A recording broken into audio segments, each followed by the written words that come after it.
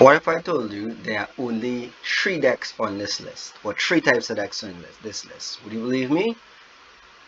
It's as easy as rock, paper, scissors. So today I'll be explaining all decks fall into 3 categories, and knowing this is key to winning all your games, no matter what deck you're playing or what deck you're playing against. Stay tuned and let's get into it.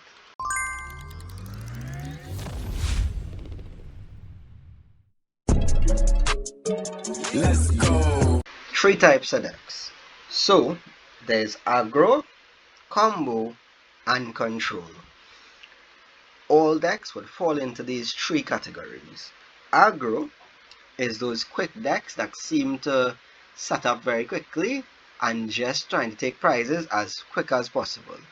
They are characterized because they don't really have much of a late game presence and tend to weaken in the mid game.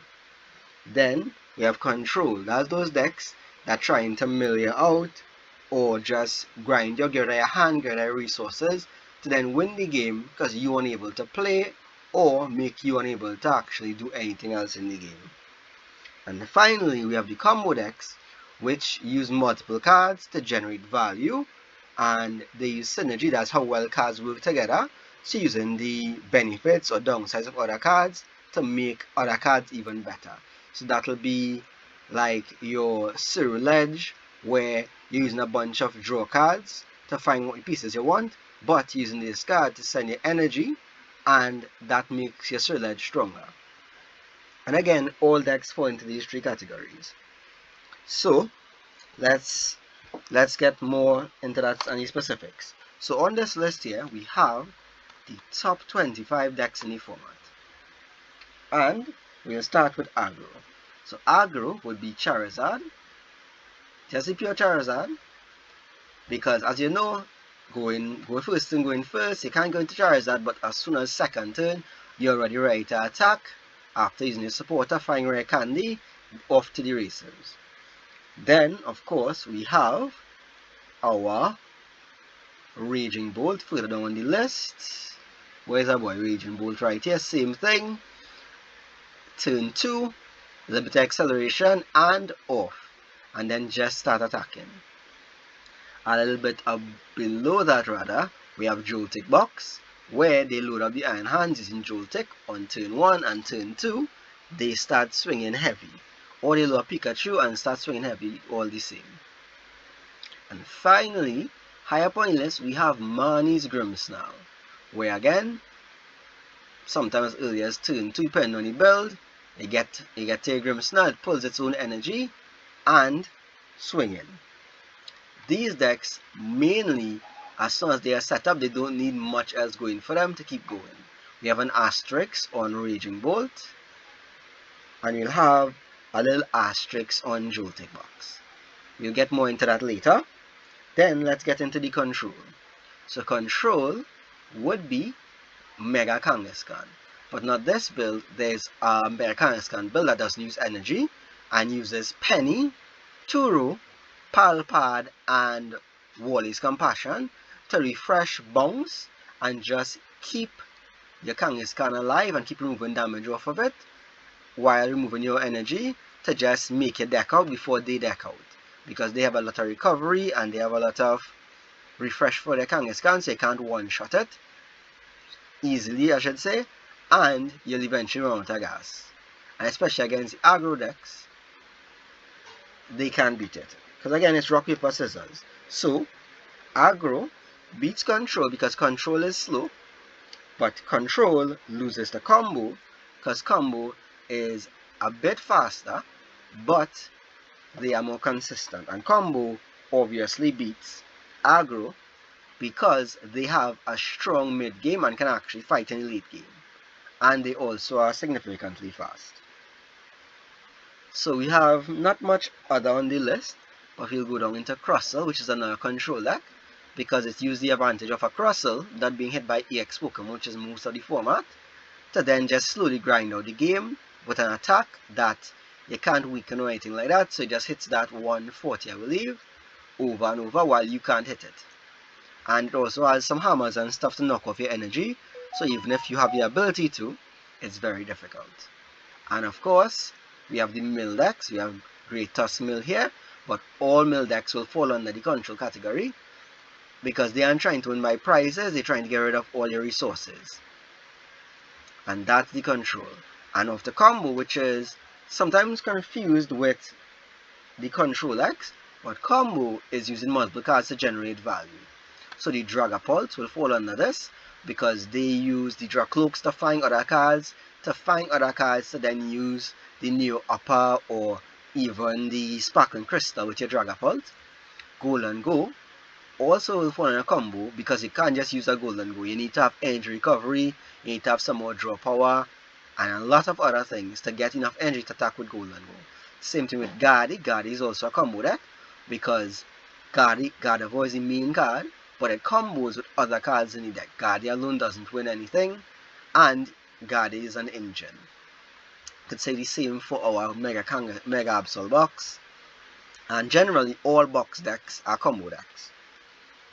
As with Terra box, they use a Noctowl to find other pieces to get themselves out of a jam or to get themselves ahead, generating value. I mentioned Ceruledge before because Ceruledge takes advantage of all the discarding to get all that energy there to make Ceruledge much stronger, also finding whatever pieces you need in the particular situation. And of course we have the Raging Bolt. Raging Bolt is a bit of a hybrid because it's also a bit of combo because they use the grass Pokemon, the Teal Mask, to generate draw power as well as energy to discard for Raging Bolt to make the attack a bit more lethal. And again, that's generating value. You're getting draws off the grass energy and you're getting energy acceleration off of that to then use to discard to power up your Raging Bolt. So you can see how the cards comboing together. And if you go down the list, most decks would fall in this combo category. We have Armarouge box or Firebox, same thing. Armarouge is what moves the energy. Ho-Oh brings the energy, fire energy from your hand, and then you move them to whatever you need to attack with. And finally, we have number 525 here, Concolda, which uses poison and other Pokemon to then generate a bit of value. So we'll just go quickly, just look at our list here. And as you can see, they combine the Brute Bonnet, you can see on screen here, to poison their Concola. If I could find Concola, there we go, to make the attack for free. And they obviously run no energy because it's unnecessary.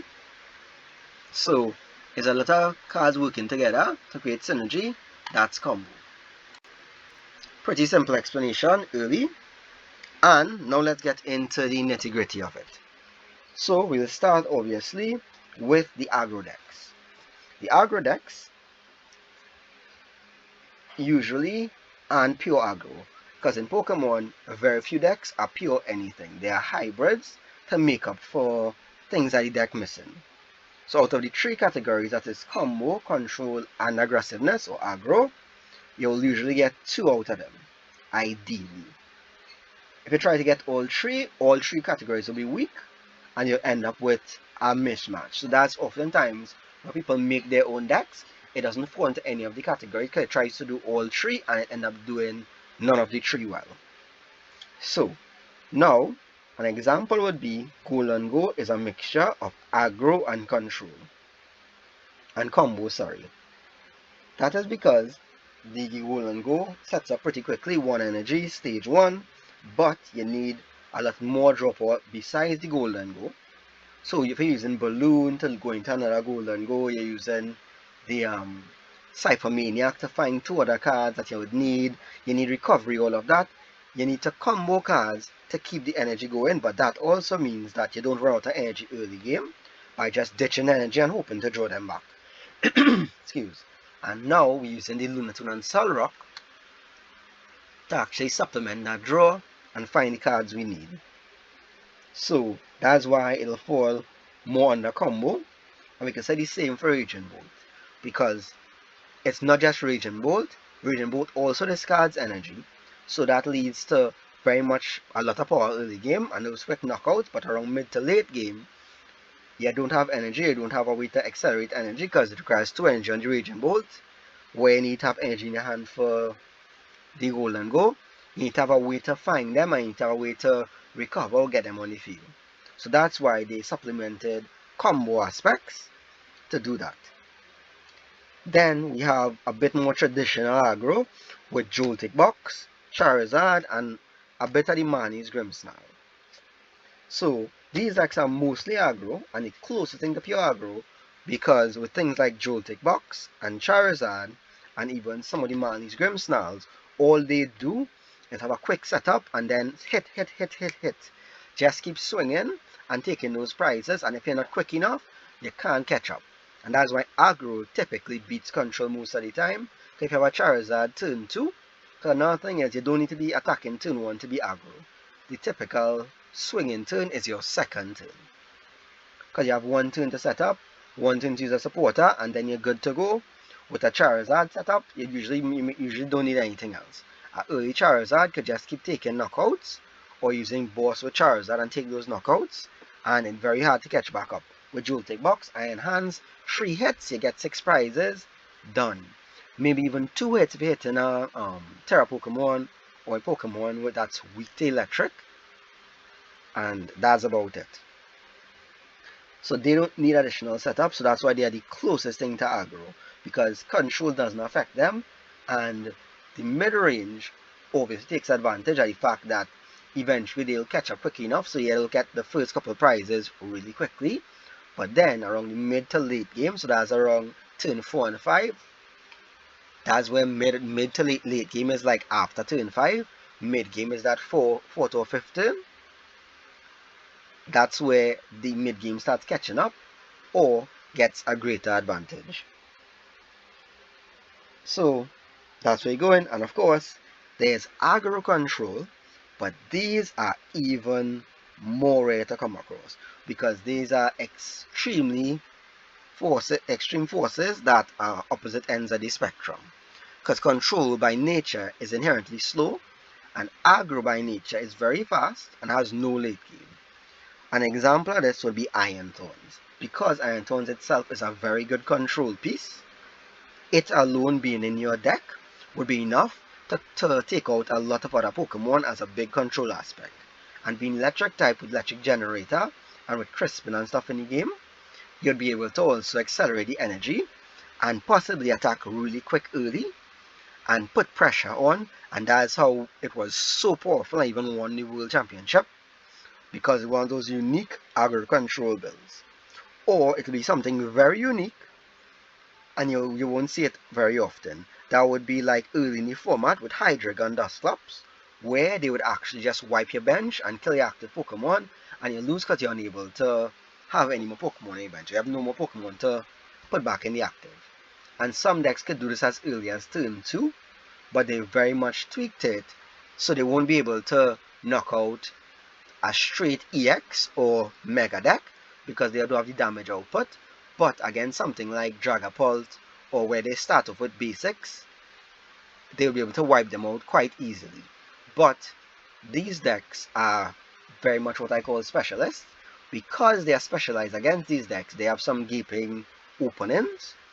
As in Iron Thorns, it does nothing to like one prize Pokemon, so one prize decks you typically struggle against with Iron Thorns. And the same goes for the Hydreigon deck, which struggled against more beefy decks, because you wouldn't be able to wipe the board as easily, so it'd take, instead of 1 turn, may take 2 or 3 turns, and it eventually fell off for more consistent and quicker decks, because consistency is usually a problem there.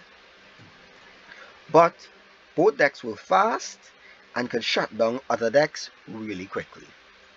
And that's basically the format of aggro. And following that, we'll actually move on to the next batch of decks, which will be control. So control is the opposite of aggro, as I mentioned before, where it is slow and usually has 1 or 2 conditions to win. And the usual condition is like denying resources in a way to get advantage, or clearing the bench. Meaning, just like the Hydreigon, they'd have a way to just get rid of all your Pokemon all at once. So that would be like the Monkey Dory Frostlass, where they seek to just spread damage on everything, so do one explosive turn and win the game, or deck you out. Whether it's mill, like with the Great Tusk Mill, or Wog Trio Mill, or even with previous format, the Block Locks, where they would literally just stick in the active and make it draw out your deck. Stuff like that. Right now, the Endurance Kangaskhan tries to do that and does the same thing, but there's no block in the deck. They use Zero Sick and a combination of making your discard cards to grind out the resources while refreshing their Kangaskhan and returning the refresh cards to their deck to eventually make you run out of resources to retreat or even fight back, and eventually you'll deck out first because they have insane amount of recovery. And yes, that counts as deck destruction, even if it's very slow with that one draw per turn. But then the control decks are very grindy by nature, and the opponent usually has a good few turns early to respond, and that's where aggro typically takes advantage of it.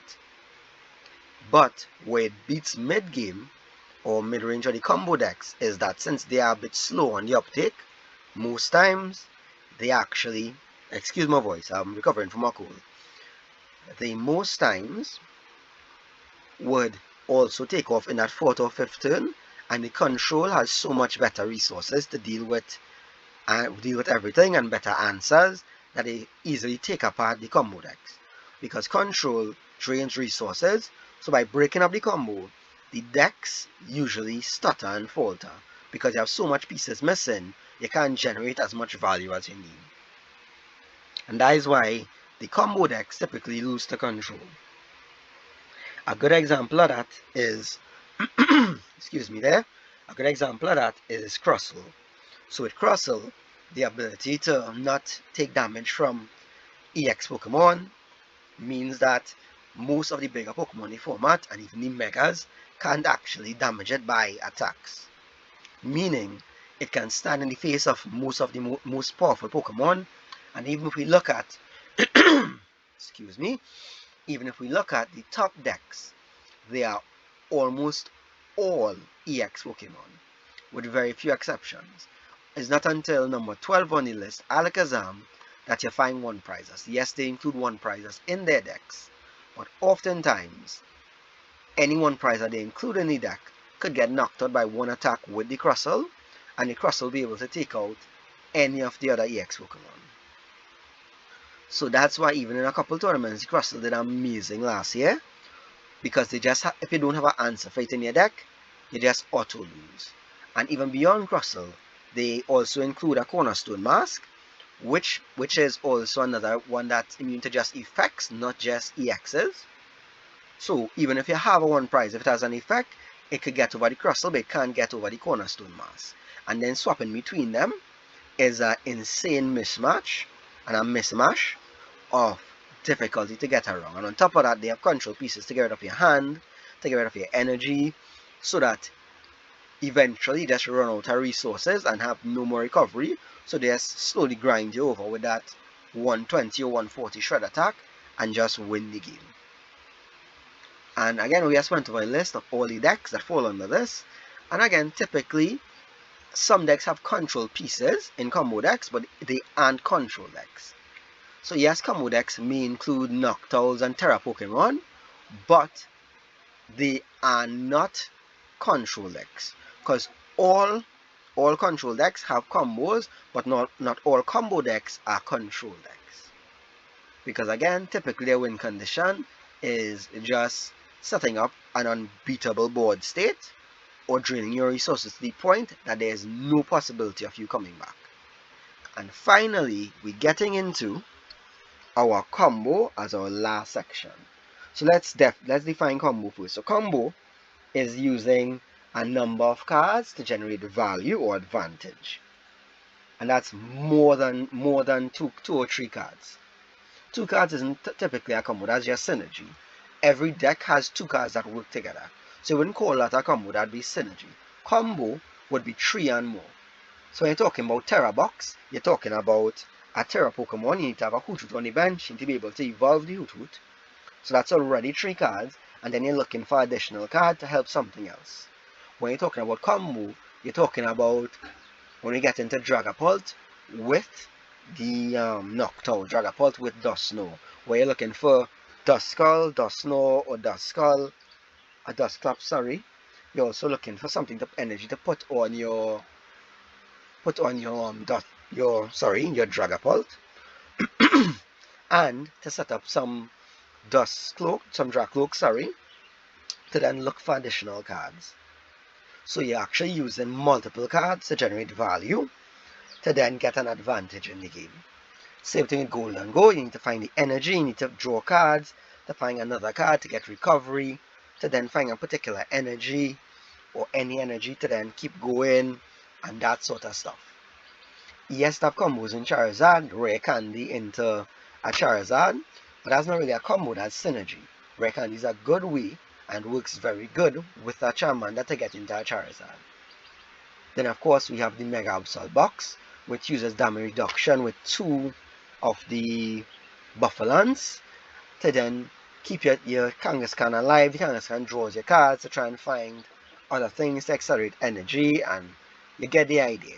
It's multiple cards, and that's where Absol, even though it's aggro, it is more combo aggro, because what you need to do first is find cards to draw and generate enough cards in hand to then attack, and that's more than 2 or 3 cards, because normally you'd have to evolve, use an effect, then evolve again with your Dunsparce to then draw cards, so you're generating a lot of value, because the amount of cards in your hands is actually value. And then we have the asterisk on Joltik box and on the Raging Bolt, because it's similar. Raging Bolt requires grass energy, Teal Mass, a rock energy, and electric energy in order to generate all that power. And as you can count, that's way more than 4 cards, but it has a lot of draw power and does it so consistently. It seems like aggro, but that was saying it's aggro combo. The asterisk on Joltik boxes, it may be able to be aggro depending on how it's built. If it's straight iron hands, then that's aggro, because you're going to just load up iron hands, possibly a heavy baton to pass on the energy, and then a late game Pikachu to pass on those 3 energy to it, and then that's just game day. You don't need any more hand, you're doing any more setup, you're just going. But there are more combo oriented versions where you're using like Crispin to find 2 energies to put on your Pikachu and doing a whole lot of other stuff. And then we get into things like Enzorak, where you need to have energy, you need to have a particular end Pokemon on your bench. And I could go on and on, but you're starting to see all the combo decks. Right? So the best example to start off is Ceruledge, where I mentioned already, you discard an energy to gain value in terms of damage. And answers, so like Boss's Orders, Counter Catcher, whatever A-spec you're running, and because you're running trade deck so fast, you're only keeping the cards that you need. Then the opposite end of that would be Gholdengo, where you're drawing cards and discard energy to attack, but you are looking for recovery pieces to get back the energy so you're able to attack the following turn. And then we have the hybrid between the 2 of those, which is Raging Bolt, that both draws energy with your Teal Mass pieces, and those will be a support Pokemon, but you also use that energy used to accelerate as your engine and an energy source for your Raging Bolt's attack. And of course, you use the draw to draw back more recovery options to then repeat it again, and that's basically what Raging Bolt does.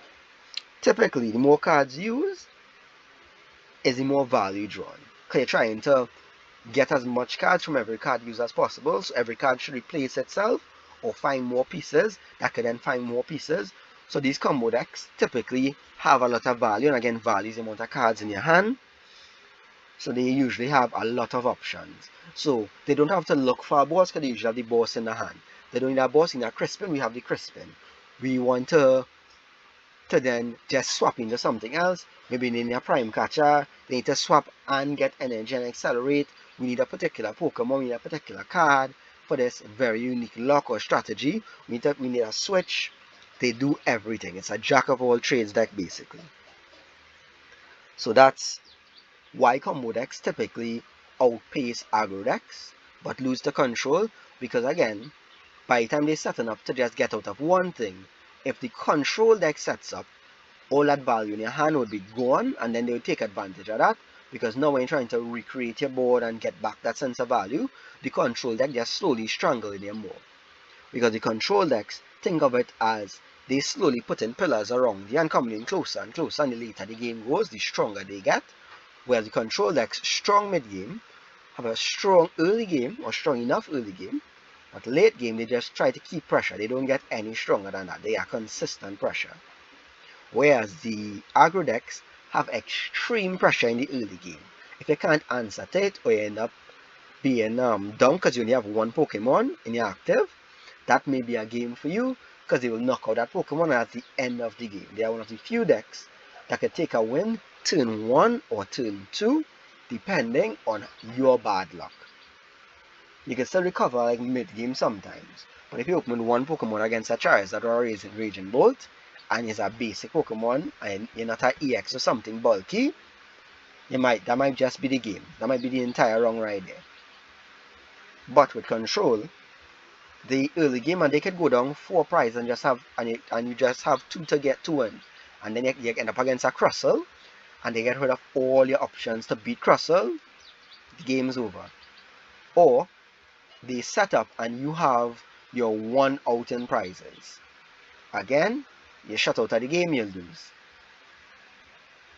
And Terra Boxes are the final thing I'll mention. Any deck that runs a Terra Box, that's not the Noctowl engine, with Terra Pokemon, they are typically combo decks, because the Noctowl is a good way to find particular pieces and generate the maximum value you could possibly get in a deck. And I'm doing 2 videos today because this is very important to understand, because the following video would be building decks to fight and deal with all of these categories, because again, it's a rock, paper, scissors. Rock beats scissors, sorry. Scissors cuts paper, paper beats rock. The rock is the Agro Deck, scissors is the control deck, because it can take you apart, but the Agro Deck is strong, so crushes it. And paper, of course, is control deck, because they have value, money. They just outvalue the Agro Deck and cover it. There's too much for them to win, and that's about it. So, bit of a lengthy video, but this is for those that are interested in the intricacies of deck building, and you can always come back to it. You can skip to the section that you find interesting, and I hope you enjoy this bit of a discussion.